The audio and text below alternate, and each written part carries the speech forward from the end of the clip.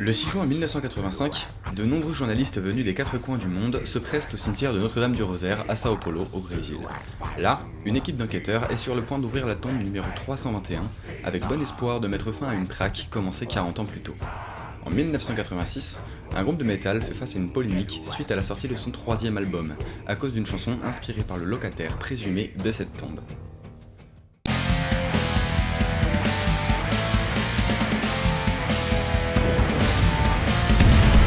Mes amis, bien le bonjour dans ce nouvel épisode de Métal et Curieux. J'entends souvent des amateurs de métal se plaindre de la réception du genre auprès du grand public. Personnellement, j'aurais tendance à penser que même si on est encore loin du mainstream, on a fait bien du chemin depuis les années 85.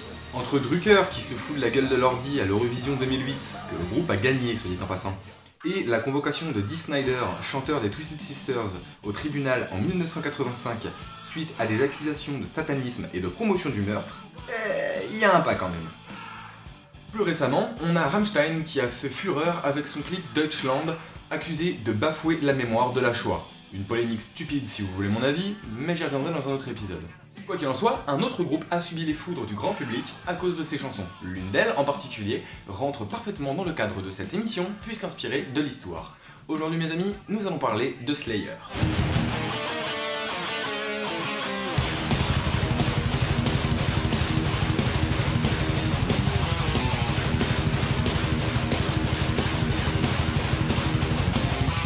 Slayer est un groupe de thrash metal californien fondé en 1981. Avec Megadeth, Anthrax et Metallica dont nous avons déjà parlé, il est l'un des membres du Big Four of Thrash, ces groupes considérés comme les fondateurs du genre. Avec plusieurs morceaux inspirés par des tueurs en série comme Psychopathy Red,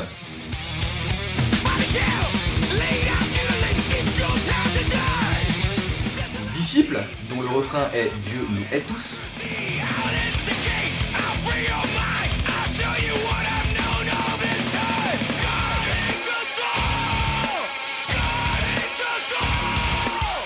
L'univers du groupe est axé sur la haine, la colère et la violence, aussi bien dans les paroles que dans la musique.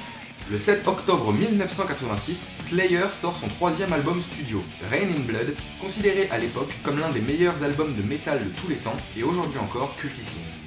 Initialement prévu pour juillet, la sortie de l'album a été repoussée, entre autres à cause du morceau Angel of Death qui ouvre l'œuvre. En effet, le label Columbia Records, jugeant les paroles trop crues, ne voulait pas publier l'album. Finalement, l'album sortira en octobre sous le label Geffen Records. Si l'accueil critique lui fera éloge, les médias mainstream colleront une réputation de sympathisant nazi aux membres de Slayer. Et c'est justement d'Angel of Death dont nous allons parler.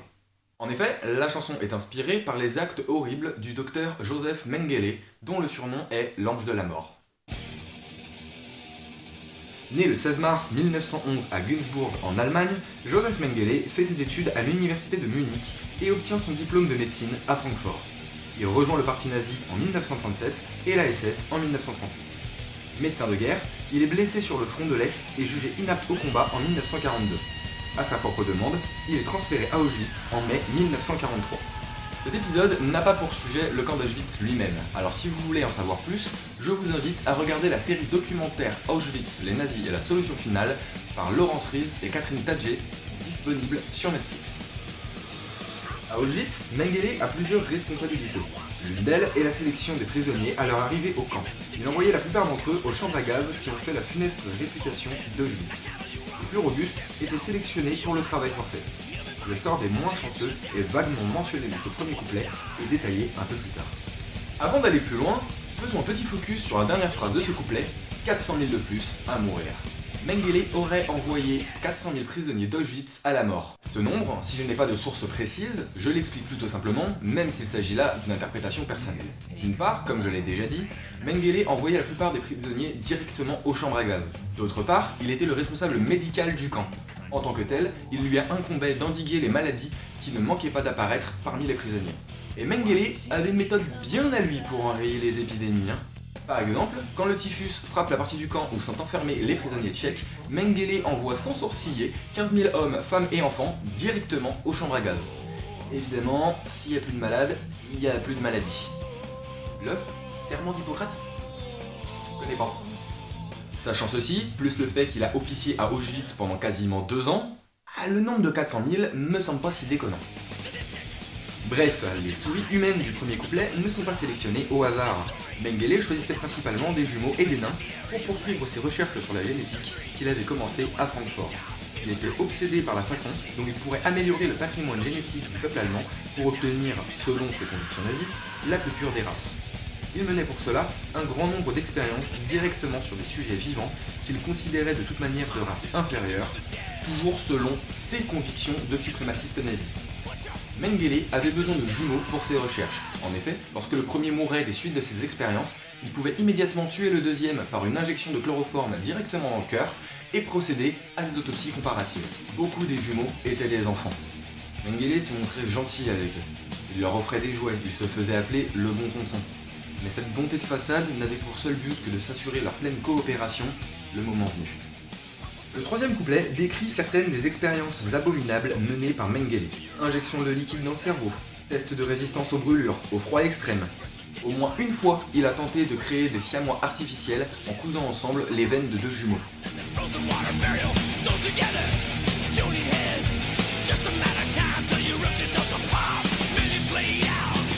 Et évidemment, il n'y a pas tout, comme par exemple ses recherches sur les moyens de stérilisation les plus efficaces afin d'empêcher les peuples jugés impurs de se propager.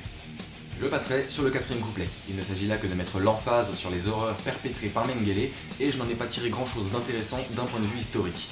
À part peut-être le tout dernier vers de ce couplet, Rancid Angel of Death, Flying Free.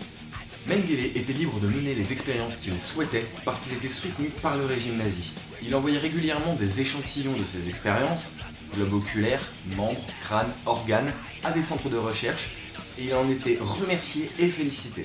On estime à 3000 le nombre de jumeaux qu'il avait à sa disposition à Auschwitz. 181 y survécurent. En 1945, l'armée rouge marche sur la Pologne. Mengele s'enfuit d'Auschwitz le 17 janvier, les Russes libèrent le camp le 27. Le récit de sa fuite est assez long, alors je synthétise.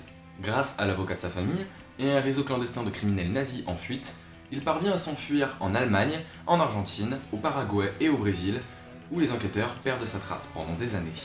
En 1985, les jumeaux survivants d'Auschwitz manifestent devant le camp pour réclamer la réouverture du dossier. Suite à une perquisition chez Hans Zedelmayer, un vieil ami de Mengele, les enquêteurs mettent la main sur une correspondance qui mentionne la mort du médecin nazi. Joseph Mengele serait mort en 1979, noyé suite à une attaque cardiaque survenue pendant une baignade. Il serait enterré à Notre-Dame du Rosaire, à Sao Paulo, au Brésil, sous le nom de Wolfgang Gerhardt. Lors de son exhumation en 1985, plus de 200 journalistes sont présents pour couvrir l'événement. Après expertise médico-légale, les enquêteurs ont confirmation. Les restes enterrés ici sont bien ceux de l'ange de la mort. Voilà pour Mengele. Comme je vous l'ai dit, la sortie de Rain in Blood a créé une polémique, entre autres à cause d'Angel of Death. Derrière ce morceau se cache la fascination de Jeff Hanneman, guitariste décédé du groupe, pour l'histoire nazie et les extrémités auxquelles elle a mené. Dès la sortie de l'album, Slayer est accusé de répandre l'idéologie d'Hitler et ses membres d'être des sympathisants nazis. Kerry King, l'autre guitariste du groupe, s'est défendu de cette manière. Ouais, Slayer est nazi, fasciste, communiste, ce genre de conneries. Lisez ses paroles et dites-moi ce qui est offensant. Pouvez-vous le voir comme un documentaire ou pensez-vous que Slayer prêche pour la Seconde Guerre mondiale? Et j'aurais tendance à être d'accord avec cette déclaration. Angel of Death n'a rien de pro-nazi. Après, on peut discuter de la forme. Est-ce vraiment nécessaire de raconter des choses pareilles avec une musique aussi violente et des mots aussi crus? Personnellement, la forme ne me dérange pas plus que ça. Après tout, il s'agit de métal, un genre musical qui fait la part belle à la provocation. Il y a un message dans chaque chanson, et il appartient à chacun d'écouter les paroles et d'essayer de comprendre ce message avant de s'offusquer. Pour sortir du métal et prendre un exemple plus récent, le rappeur Nick Conrad a déchaîné les passions avec son morceau Pendez les Blancs. Je ne fais pas une explication de texte, le titre est explicite. Et pourtant, j'ai aucun problème avec ce morceau. Nick Conrad l'a écrit comme une inversion des rôles pour dénoncer le racisme que les Noirs ont vécu et vivent parfois encore de la part de Blancs. Des bébés blancs, attrapez les vides et pendez leurs parents. Ce que j'explique dans cette phrase, c'est que ça a été le cas. C'est-à-dire, il y a beaucoup de gens qui, je me rappelle étant petit, qui ne voulaient pas être noirs. Voilà, il y a beaucoup de gens qui... j'ai entendu des trucs comme ça, des trucs de torture, dans des films ou dans des séquences. J'ai entendu des choses violentes par rapport à la couleur de peau noire. Donc j'ai juste inversé tout simplement tout ce que j'ai entendu jusqu'ici, en fait. Après, on peut discuter de la forme. Est-ce vraiment nécessaire de raconter ce genre de choses avec des mots aussi crus? Personnellement, la forme ne me dérange pas plus que ça. Après tout, il s'agit de rap, un genre musical qui fait la part belle à la provocation. Enfin bref, tout ça pour dire que si on prend 2 secondes pour réfléchir un petit peu et se renseigner, on évite les raccourcis débiles et il y a des choses intéressantes à retenir. Et y a quoi à retenir des chansons de Cannibal Corpse?